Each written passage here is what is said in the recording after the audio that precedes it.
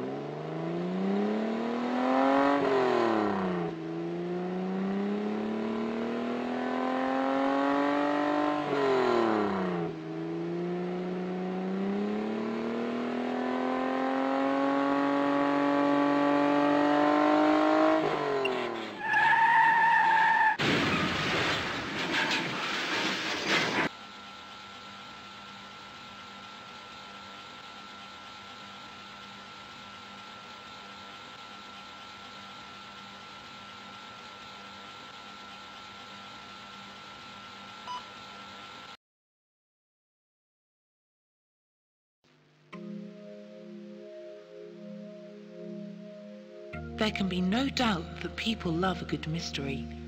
Equally, there can be no doubting our propensity for a good hoax. The saga of the Minnesota Iceman probably satisfies those looking for both. In May 1967, a most fascinating exhibit, an ape-man encased in a block of ice, went on display in a refrigerated coffin throughout the United States. Its keeper, showman Frank D. Hansen, didn't help its claims of authenticity by the fact that he continually changed his story about how he came by it. First he claimed to have shot it. Then he claimed that he found it floating in ice in the Sea of Okhotsk, and later he claimed that it had been bought in Hong Kong by its owner, a mysterious Hollywood filmmaker known only as Mr. X. In December 1968, it was examined by Dr. Bernard Heuvelmans and biologist Ivan T. Sanderson in a poorly lit trailer. They concluded that it was indeed a genuine unknown hominid that had been shot through its right eye. Heuvelmans gave it the title of Homo pongoides, while Sanderson gave it the nickname of Bozo.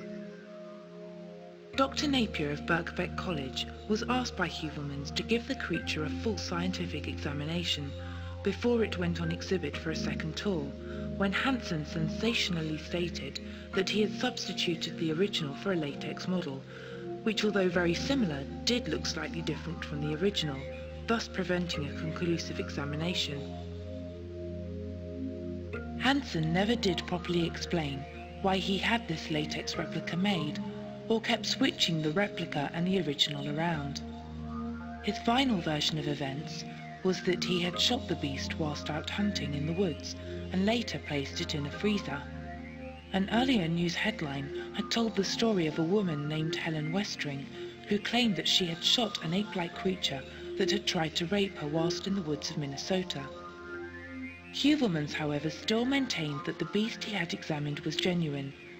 No dummy, he claimed, would have given off the odour of putrefaction that he could smell while examining it up close. One thing is for certain, there was definitely something very fishy about Homo pongoides.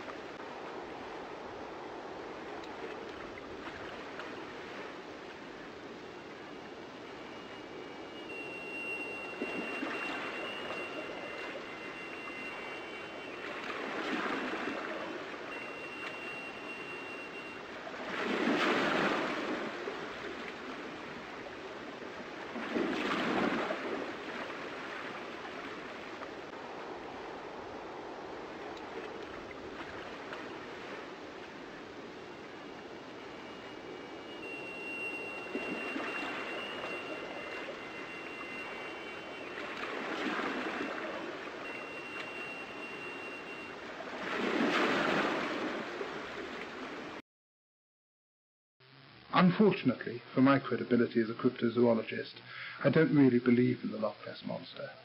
At least I don't believe in the idea that there's a giant prehistoric reptile lurking in the waters of a lake in northern Scotland. I believe there's something there. I mean, I've been to the lake and I've looked out over it and I've interviewed eyewitnesses. One of my best friends has taken a photograph of the monster, but I don't believe it's a living, breathing plesiosaur. The lake is too small. There's too many people watching it. There aren't enough fish living in the lake to be able to support a viable population. There are, however, a number of bizarre phenomena associated with the lake. Some of them zoological. It's like more seals exist in the lake than anyone really gives credence to. The eels grow bigger in the lake, and I think it's very likely that there are a small population of giant sturgeon living there. But there's also a paranormal aspect to the Loch Ness Monster sightings. Earlier this century, the black magician Aleister Crowley, using his name Frater Pernudabo, was living at Beliskin House on the shores of the lake, and it's a matter of history that while he was there, he was involved in a magical ritual of Abramelin the Mage, which was supposed to summon his personal guardian angel. We know from the writings of some of his followers that earlier on in his experiments, when he was living in Brighton, he'd managed to summon some half-formed animate creatures which haunted a house in Brighton for many years afterwards.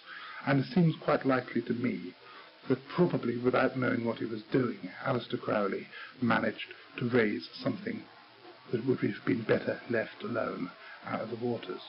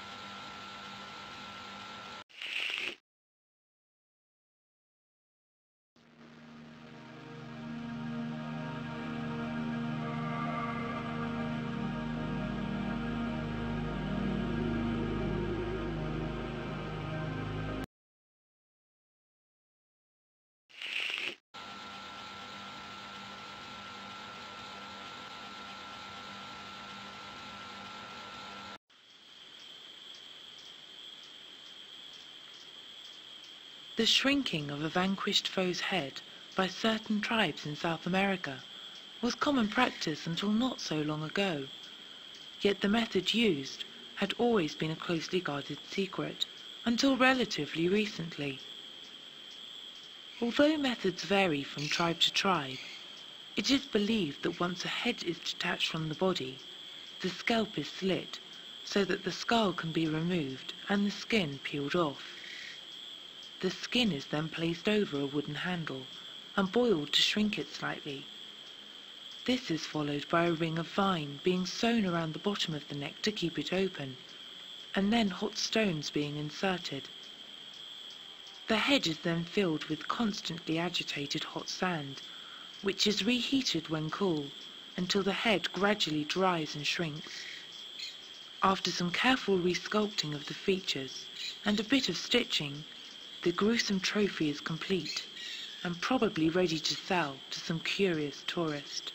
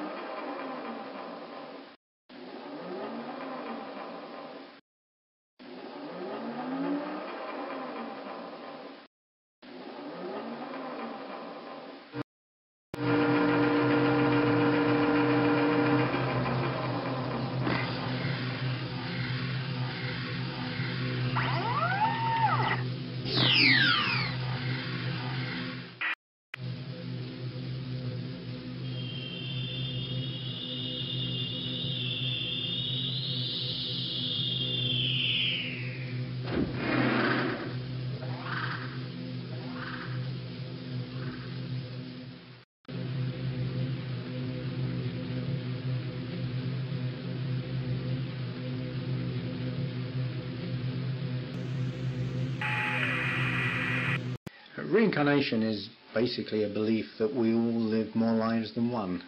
How many lives that is probably depends on how quickly we learn the lessons in life, but the theory behind reincarnation is that one life is not sufficient. If it were, really the injustices of life wouldn't make sense at all, but if we come into this life and we have certain health conditions, and then in the next life we live a happier life, it all balances out in the end. And I'm not a Buddhist, but the Buddhist belief and Hindu belief is generally that you are heading towards the Godhead, that you're trying to perfect yourself and get better until the time comes when you don't need to incarnate on earth anymore.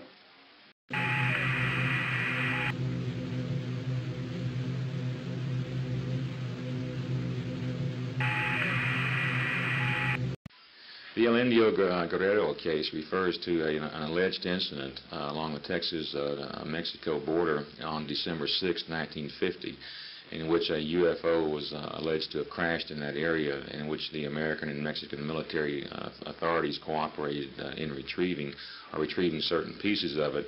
And then, according to this government document, which is known as the alleged government document, which is known as the MJ-12 document, The remains from that wreckage was taken to the Atomic Energy Commission facility in Sandia, New Mexico.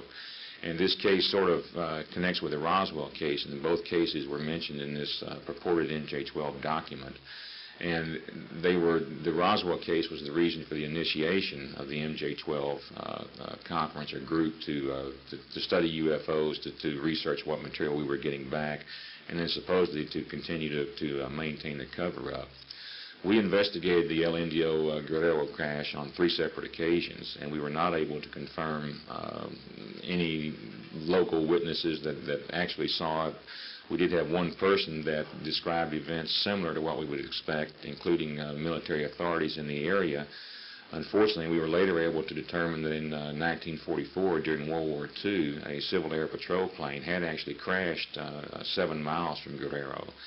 And we believe that the local population may have taken this case, and that it is now sort of passed along into myth or folklore. It may have transmuted itself into a UFO, in other words.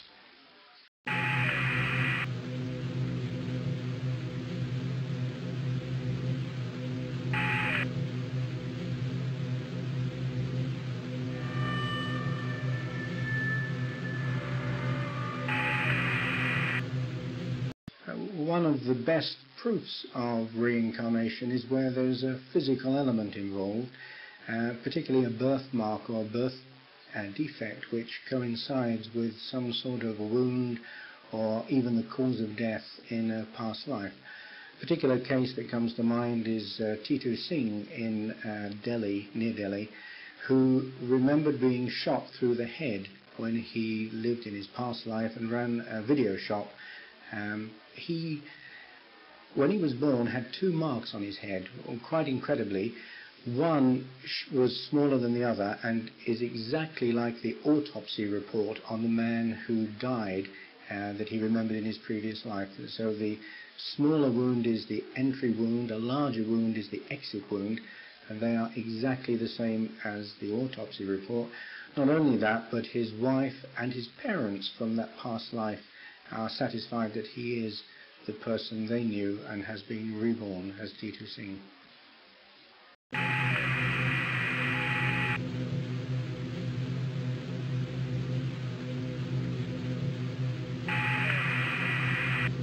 One of the best recent cases, which is an English case unusually, concerns a lady called Jenny Cockell, who remembered a past life in Ireland, and she could recall having many children. She could remember their names.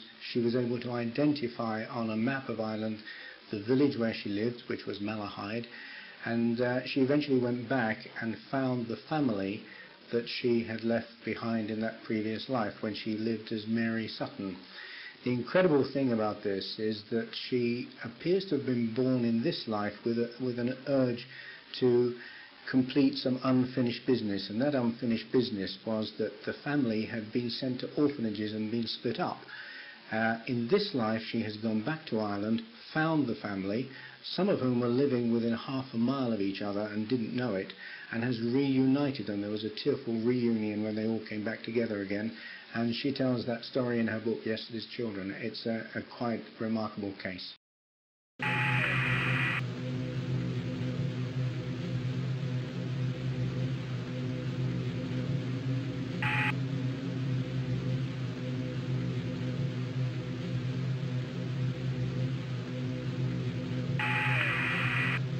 Skeptics argue that there's been no scientific proof of the UFO phenomenon. Well, they're wrong.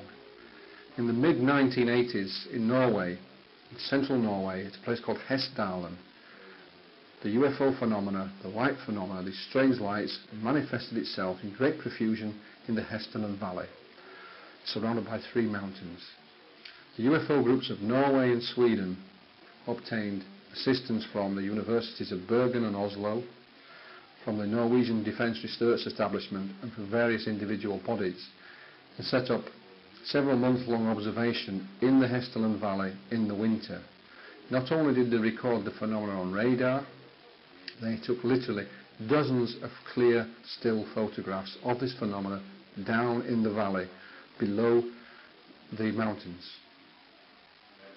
They also recorded it with other instruments. They even fired a laser at this phenomena. It was flying along and it was pulsing at a certain rate. And they fired the laser at it, it seemed to change its pulsation as if in a reaction to the laser beam. These findings were made available to the scientific community. The late father of ufology, if you like, Dr. Alan Hynek, said that the Hessdalen Project, as it was known, was a UFO laboratory, and that's exactly what it was. But because it took place in a small place in central Norway, and not in America or in the UK, it's been largely ignored. But it is the most scientific project that's ever happened by UFO groups to come to terms with the UFO phenomena. So there is scientific proof that the UFO phenomena does exist, and Project Hessdalen proves it.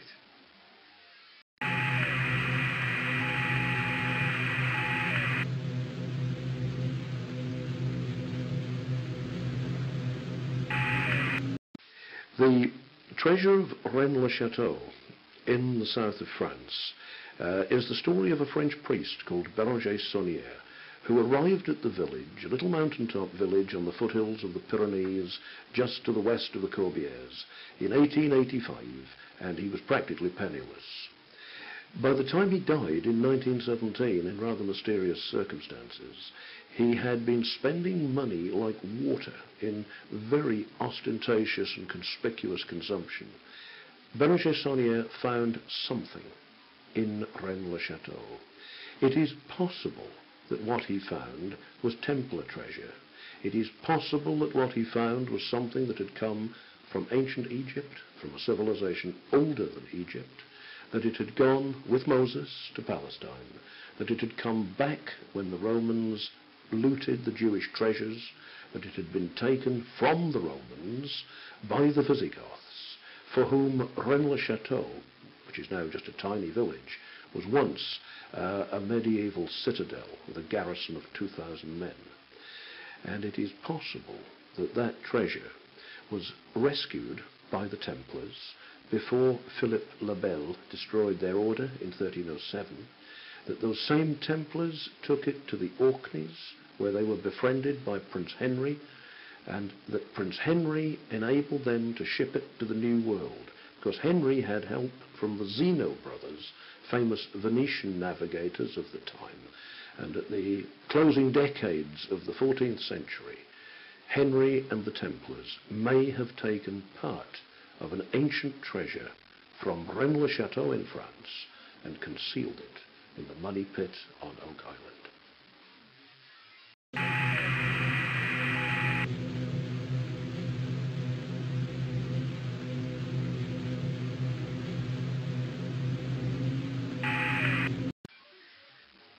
Between 1991 and 1994, I was responsible for investigating UFO sightings for the British government, working at the Ministry of Defence. When I came into the job, I was a sceptic and I knew very little about it. But throughout my 3-year voyage of discovery, I became gradually more and more convinced that there was something very strange going on. And although I still maintain that 90 or 95% of the sightings have conventional explanations, there was a hard core that defied any attempt to come up with a rational answer. And these sightings, I believe, do, in some cases, represent objects of extraterrestrial origin.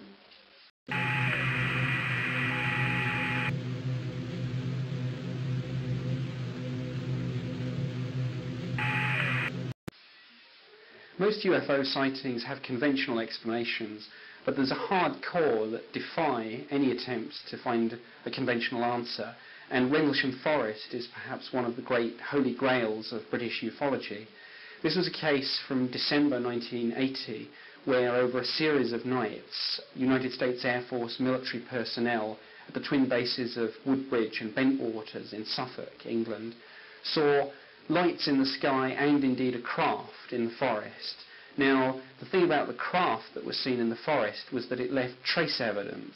It left tree damage up the side of the trees boundarying the clearing, and it left indentations in the ground in a perfect triangular formation. When these indentations and the tree damage were checked for radiation readings, abnormally high levels were found. And a case like that, where you combine multiple expert witnesses with hard evidence that you can actually put your finger on, those cases are absolutely gold dust to UFO researchers.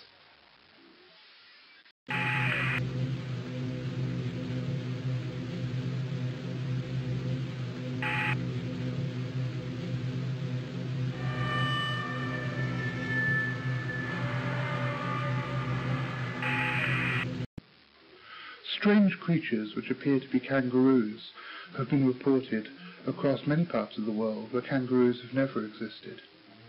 They've been reported in many of the counties of the British Isles and across the Midwest of America. One of the strangest things about the American mystery kangaroos is that not only do they exist where kangaroos have never existed, but they behave in a most un-kangaroo-like manner. Wild kangaroos eat grass and small herbs. Some of these kangaroos from America, including ones reported in Chicago in the 1930s, were reported as eating meat. These kangaroos have been linked with cattle mutilation, with the appearances of strange winged creatures in the skies, and also with UFO activity.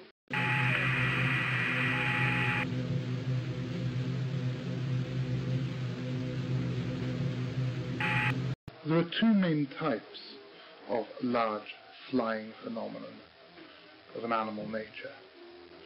Fortean zoologists with a sense of humour refer to them as UFOs, unidentified flapping objects. And one type are reported as large or oversized birds of prey, and the others are reported as flying humanoids, people or creatures whose shape is essentially human, but can fly through the air either with wings or with some sort of gliding power. Some of the most interesting of all paranormal zooform phenomena fall into this category. One of the most well-researched ones was the outbreak of sightings in West Virginia in 1967, which were researched by John Keel, the famous ufologist.